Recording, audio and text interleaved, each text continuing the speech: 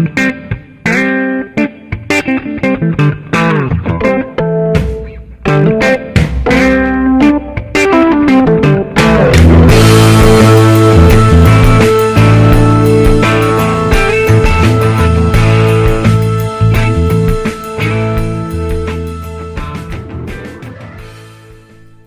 welcome back to the podcast. This is Matt Cuda, the voice of reason in the wildlife photography space.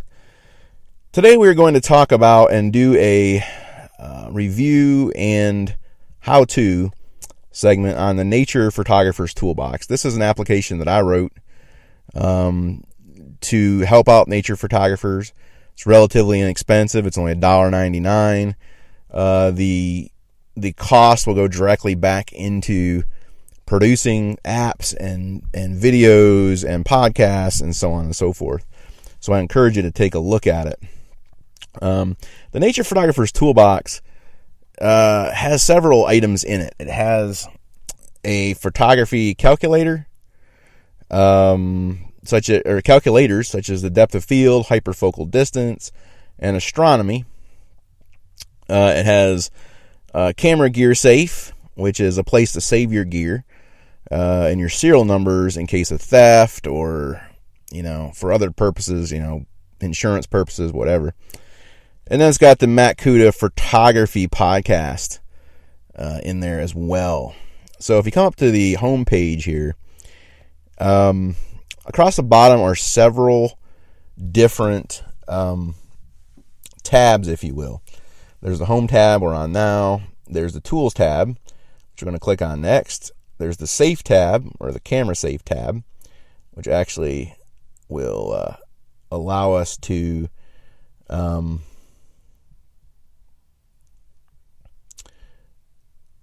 save cameras and other things and other gear in the cloud, so that I can later refer to that when there's an insurance issue. Like I said, maybe there's a robbery, your stuff was stolen, you can help the police return it by simply putting your information in here. And then on the final tab is the podcasts, and you can see a list of podcasts here. We're going to start with the tools portion of this. And if you look at the depth of field tools, I'm not going to go through all these tools. There's help in the application on how to use each one. But let's just take the first one here, the depth of field calculator. Okay. What happens is, you're out in the field and you want to be able to determine, can I figure out how much of my scene is going to be in focus? That's what this calculator is for. So I can type in the top here, I can put what kind of sensor do I have. I have APS-C Canon. I can put my focal length in here. I'm going to be shooting at 24 millimeters. The distance to my subject is 10 meters away. The aperture is at f/22. And I'm going to do this in meters. So it tells me that my image will be in focus from 1.21 meters to infinity, right? Or infinite meters. Your total depth of field is infinite meters, right? So you'd have from 1.21 meters all the way to infinity in focus by using a 24 millimeter lens and distance to subject 10 meters and f/22. Okay, that's the basic depth of field calculator. There's a diffraction calculator in here as well. Now, diffraction calculators, when you start to use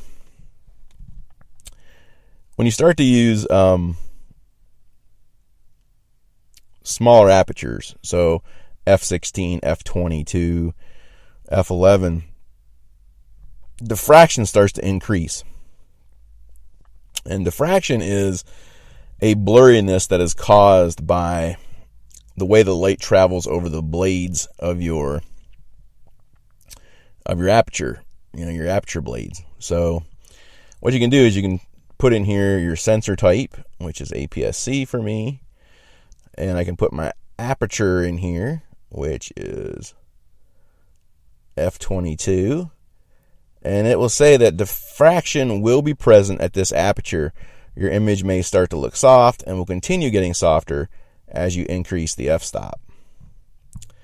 Okay, so, and there's some other things in here like the max circle of confusion and the area disk. If you want to get into that type of thing, go ahead and look that up. But I think most photographers are going to look at this and they're going to say, oh, okay, I'm going to have diffraction, so maybe I want to kick it back to f16, right? And recalculate.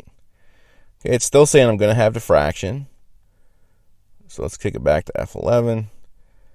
Okay, so at f11, I'm not going to have a problem with this sensor. All right, that's how that goes. There are advanced calculators on here as well. I'm not going to go into those today. Well, I might later. We'll see if I got time. There's something here called the Sharp Star Calculator. And what this does is, if we read about it here, basically the calculator looks at the focal length of your lens and your sensor size and returns how many seconds you need for the exposure. Okay, so if I'm taking a picture of the stars, I'm going to select my sensor, APS-C. It tells me that with a focal length of 30 millimeters, I will be able to shoot 10 seconds. Okay, well, we know that's not going to be enough, right? Because, we want the stars to work great for us. Let's go to 14 millimeters. Okay, now we're getting there. So now we've got, 22 seconds. It's going to be under the 30-second limit, and we're going to get probably a good exposure at that. Now, there's actually an advanced Sharp Star calculator, which goes to a little bit more. It has declination in there. You can read about what declination does. Hyperfocal distance. To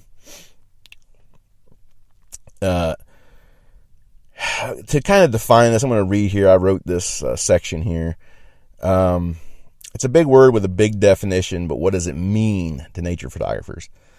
The dictionary defines it as the distance between a camera lens and the closest object that is in focus when the lens is set in infinity. And we used to have hyperfocal distance marks on our lenses back in when the lenses were manual focus. So my example here is, imagine you're photographing a landscape. There's a rock in the foreground you want in focus, and it's 10 feet from the lens. The rock has to be in focus, but you also want the barn 100 yards away to be in focus. In this case, we want our hyperfocal distance to be from 10 feet to infinity, just to be on the safe side.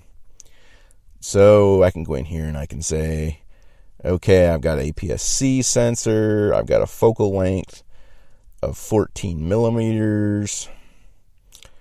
I got an aperture of f16, and we're going to do this in meters. So your image will be in focus from 0.66 meters to infinity. So you're going to basically have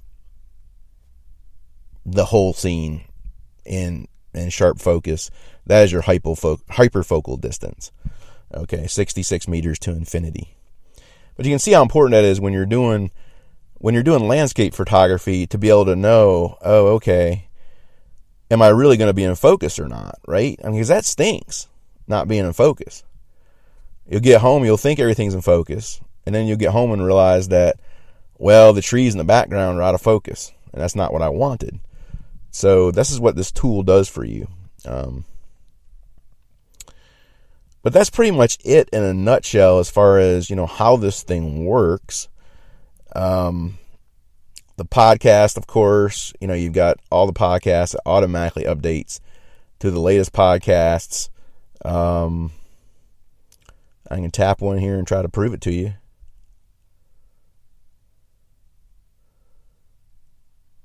And away we go.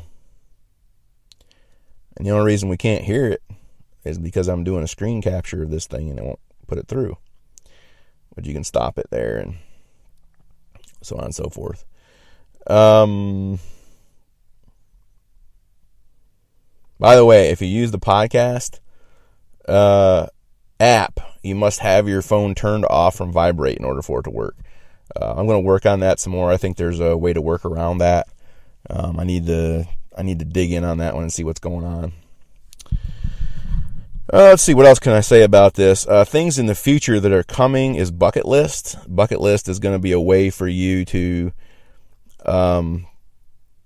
keep a list of the places that you want to go, be able to have it on a map, be able to map it like with Google Maps or whatever, and then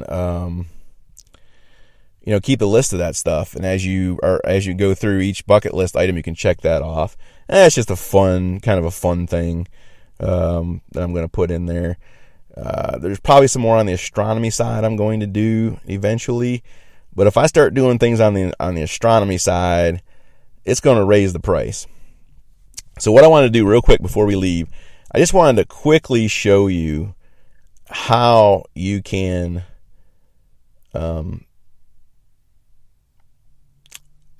put something in here in the photo gear safe area of the app. Now remember, we're talking about putting something in here to keep it from falling into bad hands, right? All you simply do, you go to the safe icon down here at the bottom. You'll see I've already got a lens in here. You just click the add button. Okay. To make things simple, I just went ahead and took a photograph of this. Well, here, let me remove it. Let's remove the photo and I'll show you how to do it properly. Okay. Let me bring up this. What I did was I just got a screenshot of a camera here just to show you what needs to happen. So you click the attach photo. It tells you up top what to do. You click take. Okay. If it asks you to use the camera, you say yes, because otherwise it's not going to work. Let me take a real close up here of this thing. Okay. Use photo. Okay.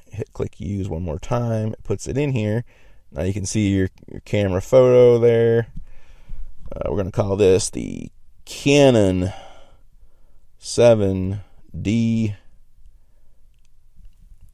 Let's see, Mark II. Okay, and the gear type is a camera. The serial number is 12 blah blah blah blah blah blah blah. Enter the manufacturer. In this case, it's Canon. I didn't put a list of manufacturers in here because there's just so many of them. I thought felt like it would be kind of laborious and odd, so I just left that a free text field. You can put notes in here. Here is a fake 7D. Click done. Click save, and it automatically puts that out in the cloud. And there you go. And the screen is divided up by the type of equipment that you're putting in here. So we got a lens and a camera out here, and we can keep adding. All of the screens have this this question mark down at the bottom where it shows you how to use the actual app. I will say that right now there is a bug in here that I'm working on with inches and feet conversion. So there's that, but that's not a huge deal. It wants to put inches. It's not really a conversion issue. It wants to put inches where it should be putting feet. It's more of a display issue. So I'm working on that. I'm going to get that fixed, get that out soon. But I hope you enjoy that application. It's a great way to give back to the Matt Cuda Photography podcast. It truly is. I mean, it goes directly into my efforts here to make not only software, but the YouTube videos, the reviews I've been doing, reviews on trips, all the podcast episodes.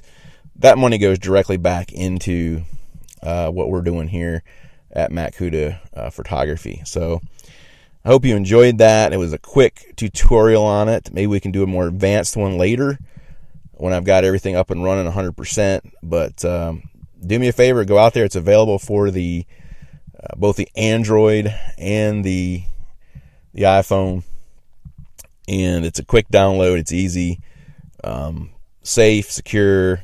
You know, it's encrypted and all that good stuff. So Anyway, thanks for listening. Make it a great day and get out there and enjoy nature.